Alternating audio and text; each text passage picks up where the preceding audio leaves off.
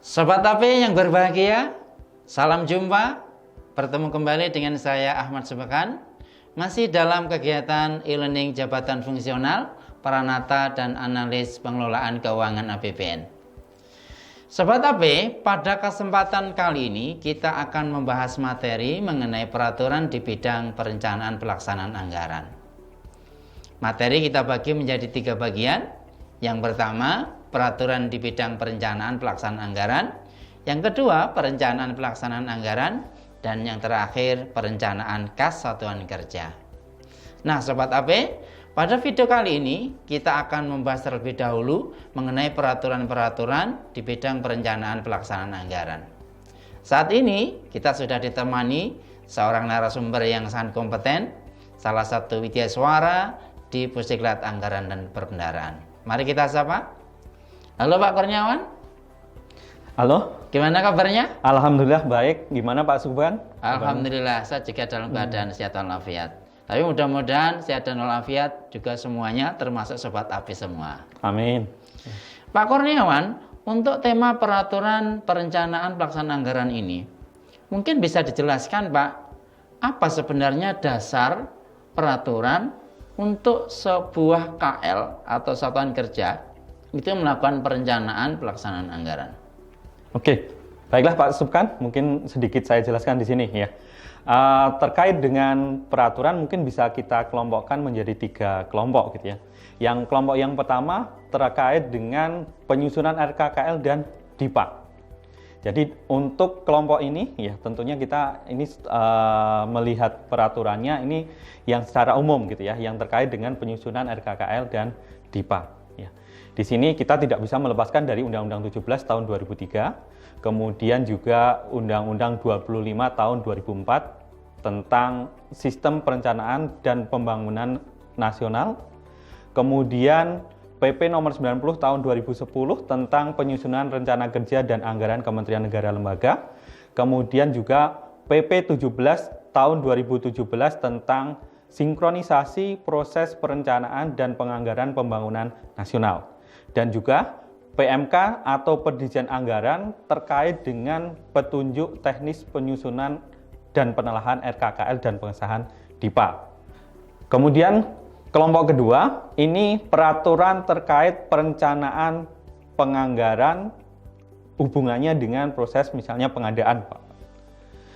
Di sini peraturan yang terkait adalah Perpres nomor 16 tahun 2018 tentang pengadaan barang atau jasa pemerintah beserta Perpres nomor 12 tahun 2021 tentang perubahan Perpres nomor 16 tahun 2018. Kemudian peraturan LKPP nomor 7 tahun 2018 tentang pedoman perencanaan pengadaan barang jasa pemerintah. Kemudian kelompok ketiga kita bisa mengelompokkan di sini untuk peraturan-peraturan terkait dengan perencanaan kas. Ya, di sini ada PMK nomor 197 tahun 2017 tentang rencana penarikan dana dan rencana penerimaan dana dan perencanaan kas. Dan juga untuk tahun 2021 ini ada surat Direktur Jenderal Perbendaharaan ini yang merevisi terkait dengan penyampaian rencana penarikan dana pada pelaksanaan anggaran tahun 2021. Berarti banyak sekali Pak ya peraturan perundangan yang masih dipelajari oleh Sobat AP dalam rangka menduduki jabatan fungsional, peranata dan analis pengelolaan keuangan. Ya, lumayan banyak Pak. Iya. Ya. Ini perlu disadari oleh teman-teman Sobat AP di sini ya. Kemudian Pak Kurniawan, kalau kita kaitkan dengan siklus APBN gitu, RKKL yang mesti disusun oleh Satker, Kementerian Lembaga, itu kapan harus mereka susun, Pak? Jadi dalam prosesnya gitu ya, Satker menyusun RKKL itu 2 kali ya. Jadi pertama itu saat Satker akan menyusun RKKL berdasarkan pagu anggaran ya. Yang ini terjadi biasanya di bulan Juni sampai dengan Agustus. Kemudian yang kedua adalah ketika APBN sudah diketok oleh DPR ya. Jadi ini berarti sekitar bulan November dan Desember. Jadi 2 kali yang dilakukan oleh Satker dalam menyusun RKKL, RKKL itu, Pak, gitu, ya. ya. Berarti memang berulang kali ya. Dan itu semuanya ditujukan supaya mendapatkan perencanaan yang valid, Valid, gitu, Pak, ya. Jadi yang kedua tadi prosesnya adalah penyesuaian, Pak, karena mungkin anggaran untuk yang diajukan di tahap pertama itu mungkin nggak disetujui oleh DPR atau mungkin ada tambahan penugasan yang lain. Jadi Iya, di sini perlu ada penyesuaian. Sedikit agak teknis ini Pak Kurniawan. Kira-kira dokumen apa saja Pak yang termasuk atau diperlukan dalam rangka perencanaan penganggaran itu Pak? Ya, ini dokumen juga banyak juga nih Pak Supan gitu ya. Jadi seperti yang terjadi ya di tahapan pertama gitu ya. Di tahapan pertama itu ya ada penyusunan RKKL berdasarkan pagu anggaran tadi ya. Kita perlu menyesuaikan, kita perlu melihat dokumen RPJP, RPJM dan juga RKP ya. Kemudian juga di tahap penyusunan RKKL pada level KL ada Renstra dan juga Renja KL ya. Untuk di tingkat level Satker ya itu perlu dokumen yang disebut dengan TOR atau KAK dan juga RAB.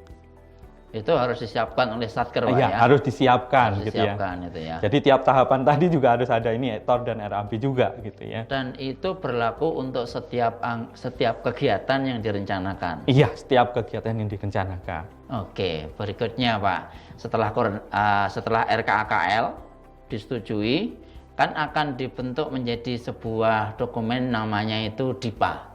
Betul begitu Pak? Iya, betul ya. Bisa dijelaskan Pak, DIPA itu apa Pak?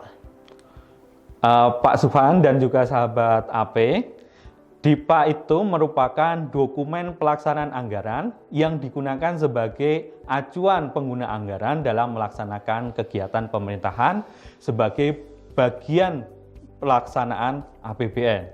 Ya. DIPA disusun berdasarkan Kepres mengenai rincian anggaran belanja pemerintah pusat. Ya. DIPA ini ada dua, yaitu DIPA Induk dan juga DIPA Petikan. DIPA Induk merupakan akumulasi dari seluruh DIPA Satker yang disusun berdasarkan unit eselon 1. Kemudian DIPA Petikan merupakan DIPA Satker yang merupakan dasar pelaksanaan kegiatan Satker dan pencairan dana atau pengesahan oleh BUN.